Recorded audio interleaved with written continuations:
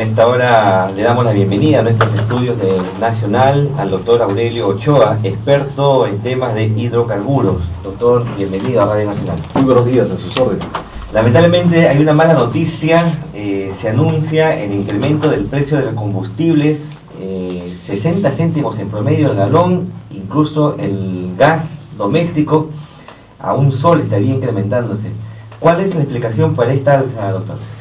Bueno, en primer lugar, lo que preocupa es que algunos comercializadores inclusive se hayan adelantado, ¿no? Entonces, creo que en este momento los márgenes que usted ha señalado son los máximos en realidad, ¿no? Entonces es probable que los próximos días comience esto a nivelarse. ¿Por qué razón? Porque recordemos que el fisco hace 72 horas, mejor dicho, el gobierno hace 72 horas sacó un decreto supremo a través del cual disminuía el impuesto selectivo al consumo en un promedio de 2%, ¿no? Entonces más o menos 30 céntimos por galón de cada combustible en promedio. Entonces, ¿qué pasa? Con eso absorbía precisamente el alza, o sea, fue con esa finalidad. A eso se agrega que existe un fondo de estabilización, como sabemos, que a la fecha, en lo que va del año, aproximadamente son 1.230 millones de soles que ha tenido que aportar a ese fondo precisamente para que no se eleven el precio de los combustibles. Entonces, lo que llama la atención es que pese a esta disminución del impuesto selectivo al consumo hace 72 horas, aún así se haya producido esta alza, ¿no? Entonces, eso es lo que preocupa, porque al final, por ejemplo, como usted ha señalado el caso del GLP, no tiene por qué haber subido en esa proporción. Entonces, acá, digamos, lo que ocurre es que muchos comercializadores a la vez, digamos, actúan de una manera de Pepe en vivo, ¿no? Entonces, esa es una situación muy común. Entonces, pasados los días comienza a nivelarse. Por ejemplo, acabo de venir un taxi y he podido ver que la mayor parte de los grifos, acá por Petituar precisamente, estaban con los precios normales, o sea, no habían llegado a decir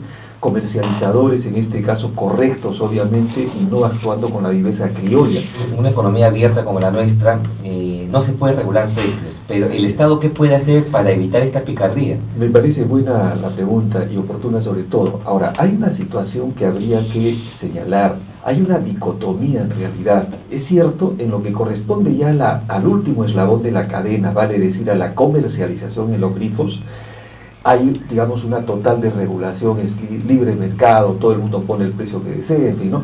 Sin embargo, curiosamente, en forma paralela, en el eslabón primero de la cadena, que es el de la producción, en el caso de las refinerías, por ejemplo, sí está interviniendo el Estado precisamente a través del Fondo de Estabilización. Entonces, ¿qué pasa?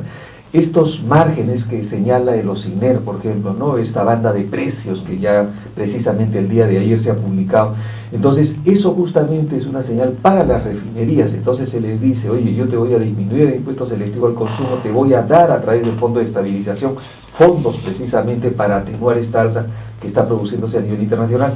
Entonces hay un control de precios en realidad en lo que es el primer eslabón de la cadena. Entonces, curiosamente, nosotros en este momento en el mercado, teóricamente es el mercado libre, estamos viendo que hay una situación contradictoria, o sea, controlo arriba, pero descontrolo totalmente al final. Entonces, precisamente se produce eso, a pesar del sacrificio que significa para la caja fiscal destinar ingentes recursos. Imagínense, 1.230 millones de soles en lo que va del año, ni siquiera estamos a mitad de año.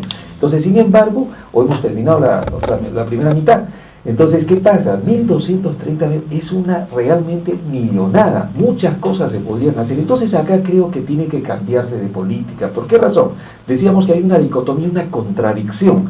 Controlo arriba y descontrolo abajo. Entonces, ¿qué pasa? Ocurre lo que usted acaba de señalar, de que Pepe el vivo, o los Pepes en vivo, o los vivos, ¿no es cierto?, comienzan a aprovechar el sacrificio de las arcas fiscales en este caso. O sea, imagínense destinar esa cantidad de dinero, o sea, es enorme. ¿Cuántos hospitales, no es cierto?, cuántas postas médicas, es decir, cuántas cosas se podría hacer, ¿no es cierto?, e inclusive más, debíamos priorizar. ¿Por qué razón? Porque estamos viendo en este momento situaciones críticas y se ha podido observar a través de las elecciones cuánta gente ha visitado escuelas públicas y ha podido observar el estado de abandono en que se encuentran, precisamente porque no hay recursos, pero sí estamos destinando estos recursos hacia el subsidio, y ese es un problema que tiene que corregirse. ¿Por qué razón? Estamos subsidiando indiscriminadamente a todo el mundo a través de los combustibles. ¿En qué forma? al que tiene un BMW o al que tiene una camioneta 4x4 y exactamente igual al que tiene una moto o un tico de hace 15 años. Entonces, ojo, estoy hablando de las camionetas 4x4 del año, ¿eh? Entonces, ese señor tiene exactamente el mismo subsidio que el que tiene, en este caso, el de la moto o el del tico. Eso no puede ser. Solamente se debe subsidiar, y temporalmente además, al transporte público y al de carga. Entonces, los escasos recursos que tenemos hay que tratar de optimizarlos. Pero me parece que lo que, digamos, más deberíamos dedicarnos es a utilizar el gas natural. Entonces, justamente, si los combustibles cuestan así en el mercado internacional, pues hay que pagarlos. O sea, tenemos que acostumbrarnos a pagar lo que cuesta y ahorrar en lo posible. Porque si nosotros sabemos que es caro, tratamos de restringirnos su uso. Pero si sabemos que está estabilizado, está barato el combustible, entonces lógicamente a veces no tomamos en consideración ello. Entonces creo que ahí hay una distorsión. Pero sobre todo, decía, utilizar el gas natural. Deberíamos ir a eso y no estaríamos con estos sobresaltos. ¿Por qué razón? Porque el gas natural tiene precios regulados por contrato. Entonces, ¿qué pasa? El gas natural es súper barato, en todo sentido es positivo, entonces deberíamos optar por la masificación del gas natural. Creo que esa es la solución para nosotros en este caso, y sobre todo que tenemos la suerte de que en nuestro territorio tenemos gas natural. Respecto al precio del balón de gas, ya prácticamente se ha descartado que pueda bajar a 12 soles, como se dijo en campaña. Sin embargo, habría la posibilidad que baje de precio el balón de GLP si se logra un acuerdo con Pluspetrol, que es la productora de GLP en el Perú. Se habla de que podría bajar a 24 soles. Fíjese, exactamente cuánto pueda bajar, ¿no es cierto? No podemos adelantarnos porque no tenemos una bola de cristal. Sin embargo, de bajar, sí puede bajar, ¿no? Ahora, que baje a 12 soles es un poco difícil bajo las circunstancias actuales y el marco legal actual. Ahora bien, lo que habría que diferenciar, y ahí viene justamente el dilema, hay dos orígenes del gas licuado, del GLP, del balón, o sea, el gas del doméstico, el de los balones. ¿Qué pasa? Tiene la proveniencia de las refinerías y tiene la proveniencia de los campos de gas, tipo Camisea, tipo Aguaitía, tipo Talara, ¿no? De la cuenca Talara, en fin. Entonces, ¿qué pasa? Digamos, y esa es la confusión que a veces ocurre, ¿no? Inclusive entre los políticos. Entonces, ¿qué pasa? En el caso de la refinería, tiene que procesarse, es una especie de cocina, ¿no es cierto?, artificial en este caso, gigante, por cierto, que hace, ¿qué cosa? De que, digamos, en horas yo produzca a partir de un barril de petróleo o de cientos de barriles de petróleo que tengo que importarlos, gran parte de los mismos, ¿no es cierto?, a precios que en este momento están bordeando los $100 el barril. Entonces, ese barril de petróleo tengo que procesarlo, ¿no es cierto?, calentarlo, quemarlo, y eso me produce, entre otros combustibles, el GLP. En realidad se llama propano-butano. La mezcla de eso se llama GLP, como nombre comercial, gas licuado de petróleo, por eso se llama, ¿no?, GLP. Pero tenemos otra proveniencia, que es el de los campos de gas. Es el caso de Camisea, es el caso de Aguaitía, es el caso de los campos de Talara, petroleros. Entonces, ¿qué pasa? Allí no he tenido que procesar, ojo, por eso decía que sí es factible bajar, ¿no es cierto? ¿Cuánto? Eso ya tendrá que haber una renegociación, en fin. Entonces, en el caso de las refinerías, es imposible, simplemente porque el precio del barril está caro y la refinería le cuesta importarlo y tiene que procesar una materia prima cara. Pero en el caso de lo que es Camisea, lo que es Aguaitía, pero sobre todo Camisea, que de donde proviene en este momento el 73% del GLP consumido en el Perú, o sea, ojo, ¿eh? Entonces, ¿qué pasa? En el caso de Camisea, ese tipo de campos de gas, la naturaleza en millones de años ha producido precisamente, entre otros hidrocarburos, el gas natural y los líquidos de gas natural, ¿no? Entonces ha sido una cocina natural que ha justamente producido y que en este momento están cosechando, ¿no es cierto? Entonces lo único que están haciendo es sacar ese gas y esos líquidos, entre los cuales el GLP, que se han producido en millones de años. Entonces, no podemos aplicar, como se está aplicando en este momento, ¿no es cierto?, precios del que sí tiene que procesar un barril de petróleo caro, y esta gente, me refiero a los campos de Camisea, no. O sea, lo que están simplemente es, ¿qué cosa? Cosechando, o sea, sacando nada más y vendiéndolo prácticamente, o sea, separándolo. No hay mucho costo de producción ahí. Entonces, allí, por ejemplo, sí puede, y ahí viene el asunto que, digamos, refinerías no puedo nada negociar porque eso es lo que cuesta, ¿no es cierto? En el caso de la refinería, porque está procesando un petróleo caro, pero en el caso de Camisea o Aguaitía, allí sí. ¿Por qué razón además? Y esta es una cosa interesante a señalar. Mucho se habla esto de los 12 soles, que lógicamente ha llamado la atención. Sin embargo, nos olvidamos que en el gobierno anterior, para poder justificar, ¿no es cierto?, Camisea y lo que nos aplicaron en el recibo eléctrico, recordemos, hemos pagado todos los consumidores, parece todos para los nosotros, ductos. para los ductos, hemos pagado más de 500 millones de dólares, no de soles, de dólares. Y en ese momento, estamos hablando del año 2002, cuando adelantaron inclusive ese pago 2 años, casi 2 años nos adelantaron, porque no tenía dinero el consorcio para poder construir nada, nadie le daba crédito, ¿no?, en ese momento, por el caso de Argentina que estaba en crisis económica. Entonces, nos adelantaron y nadie nos consultó.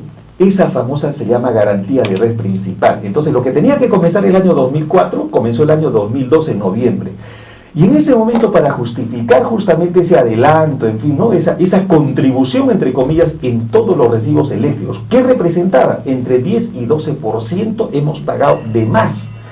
Entonces, hoy día sería bueno preguntarnos, cuando en ese momento salió publicado por declaraciones del ministro de Energía y Minas de la época, del mismo presidente, y debe estar en los medios, en primera plana, recuerdo haber visto en El Comercio de la República, balón de gas a 15 soles con Camisea, dentro de 2 años, en ese momento, ¿no? ¿Alguna vez el famoso GLP de Camisea llegó a ese nivel? Por favor. Y hoy día, recordemos que además de lo que está pagando el consumidor, estos 35, 36 o 37 soles, el fisco hoy día, a través del Fondo de Estabilización, está contribuyendo por cada balón, ojo, entre 8, 9 soles y a veces hasta 10, dependiendo cómo fluctúa. ¿Qué pasa? Estamos pagando los usuarios peruanos sobrecostos, probablemente por, digamos, inclusive ineficiencias, ¿no es cierto?, tanto privadas como estatales, o sea, en ambos casos. Entonces, ¿por qué? Porque simplemente no hay más competencia. En otras latitudes, evidentemente, pues hay mucho más empresas refinadoras. La masificación del gas natural para uso doméstico va a garantizar que mantenga niveles bajos de tarifa. No vaya a ser que cuando los ductos lleguen a los conos, elevan también la tarifa.